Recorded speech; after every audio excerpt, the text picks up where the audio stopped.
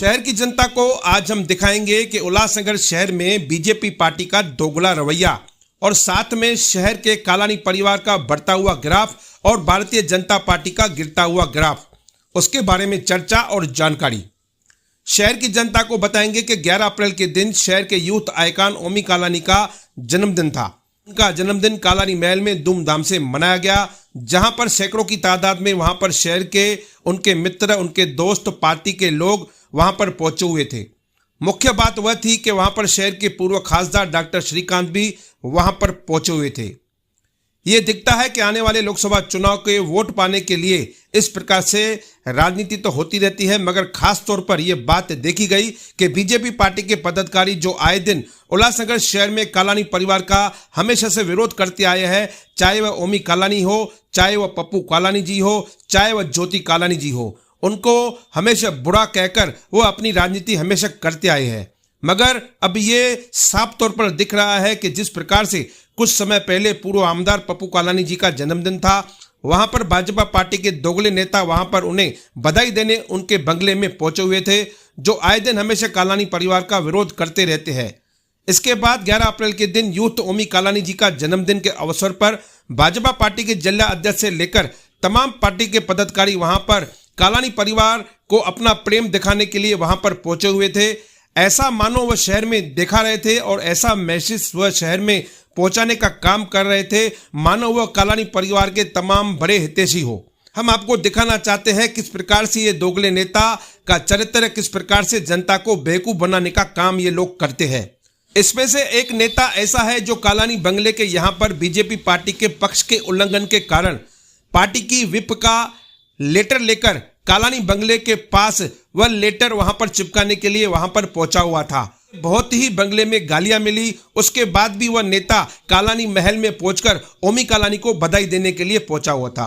दूसरा, एक टेंडर अध्यक्ष जो पार्टी का टेंडर अध्यक्ष है, जो हमेशा उल्लासनगर महासभा में कालानी परिवार का विरोध करते आया है, वह पप्पू कालानी के जन्मदिन पर और ओमी कालानी के जन्मदिन पर अपने साथियों के साथ ओमी कालानी को जन्मदिन की बधाई देने वह भी पहुंचा हुआ था। ऐसी जानकारी मिली कि बीजेपी पार्टी के पदाधिकारियों को ये कालानी महल में जाने के लिए श्रीकांत शिंदे द्वारा आदेश दिया गया था। अगर उनके द्वारा ये आदेश दिया गया था तो उल्लासनगर शहर के भाजपा के आमदार कुमार आलानी क्यों नहीं कालानी महल में पहुंचे?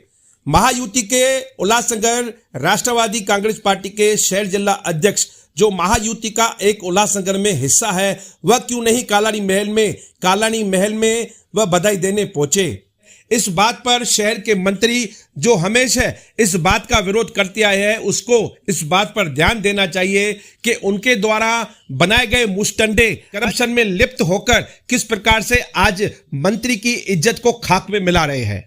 आज भाजपा पार्टी शहर में बैकफुट पर पहुंच चुकी है। जिस प्रकार से टेंडरों में घोटाला हुआ था, जिस प्रकार से झूठी प्रेस कॉन्फ्रेंस करके शहर के लोगों को, शहर की जनता को गुमराह किया गया था, आज लगता है उन नेताओं की इतनी मजबूरी आ चुकी है, उन्हें लगता है कि बिना कालानी समर्थन वह उल्लासनगर महानगर पालिका का चुनाव वह कभी भी जीत नहीं सकते। हमारा मकसद यही है कि शहर की जनता को यह बताए कि कालानी परिवार का ग्राफ बीजेपी पार्टी से कई गुना आगे आ चुका है। ये साफ दर्शाता है, आपको हमने दिखाया भी और आप शहर के लोग इस बात को बखूबी समझते भी है।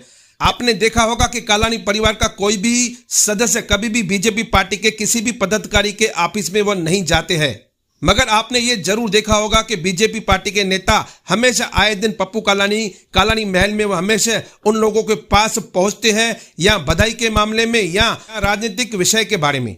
बीजेपी पार्टी के पदाधिकारी बार बार कालानी के बंगले में पहुंचते हैं, वहां पर माथा झुकाते हैं, वहां पर हाथ पैर जोड़ के आते हैं। उनको ये डर सताता है कि आने वाली महानगर पालिका के चुनाव में ओमी कालानी कहां से उनके सामने कोई व्यक्ति खड़ा करके उनको चुनाव में गिराने का काम कर सकता है। भाजपा पार्टी के तमाम पदाधिकारी अपने पार्टी की साख को मिट्टी में मिलाते हुए हमेशा कालानी के बंगले में पहुंचते हैं। इससे ये तो पता चलता है कि कालानी परिवार बीजेपी को कितना भारी पड़ चुका है। कुछ समय पहले बीजेपी पार्टी के एक बड़े नेता, जिसे हम मंत्री भी कहते हैं, उन्होंने कहा था कि मैं फूंक मारूंगा तो बंगला गिर जाएगा। शायद उस मंत्री को यह मालूम नहीं है कि उल्लासनगर भाजपा के नेता अब इतने करप्शन करके इतने मजबूत हो चुके हैं, अगर वह अब मंत्री को फूंक मारेंगे तो मंत्री शहर से गुम हो जाएगा। तो ये बीजेपी पार्टी के दोगले रवैयों की बात हम करते हैं, आपको हमने दर्शाया। आप इस बात को समझ सकते हैं कि नेता किस प्रकार से जनता को बेवकूफ बनाते हैं, किस प्रकार से आने वाले समय में वो आपस में मिल जाते हैं। मर जाता है पार्टी का कार्यकर्ता, जो पार्टी का कार्यकर्ता पार्टी के लिए लड़ता रहता है, का बलिदान हमेशा ऐसे दोगले नेताओं के कारण व्यर्थ जाता है। तो आपने इस बात को कितना सही समझा? हमारी बात अगर आपको सही लगे तो आप हमारे चैनल में कमेंट करके जरूर बताएं। धन्यवाद।